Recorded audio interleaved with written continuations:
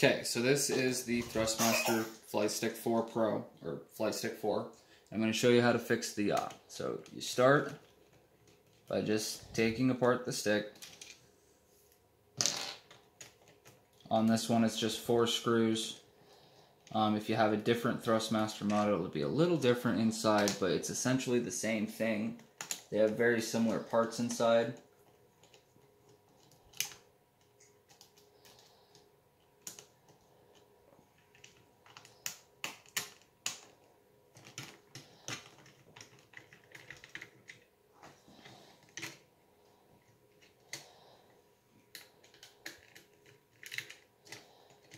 Come on.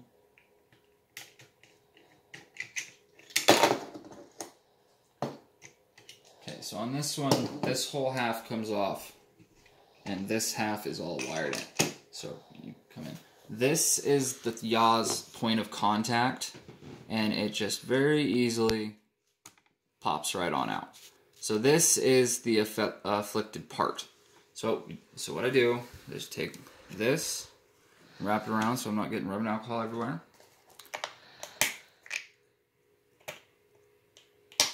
Take my bottle of rubbing alcohol and I just pour it right into the top of this. Just a few drops, doesn't take a whole lot.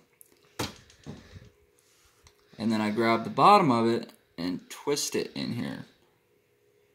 And get that rubbing alcohol all over inside. And this cleans out this point of contact and makes it so that these whatever's inside it that makes it work can actually connect and do its thing properly. And I usually do this 2 or 3 times. I'm only going to do it once or twice, and I do it on the bottom and the top, and again, it just takes a tiny little bit of rubbing alcohol. Not a whole lot, just enough to get it wet and get it inside. And this thing is super tight, so it's not like you're going to be able to get a whole lot in, so you may, depending on how bad it is, you may have to do it a few times. But then once you do that, dry off the whole thing. And these wires in here are super thin, so be very careful when you're doing this, especially when you pull the point of contact out.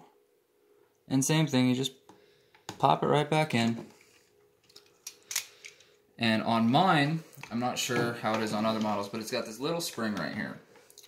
So what you do is you line up this side, and it goes right back on. And you just make sure that you line up the point of contact back inside its little box here.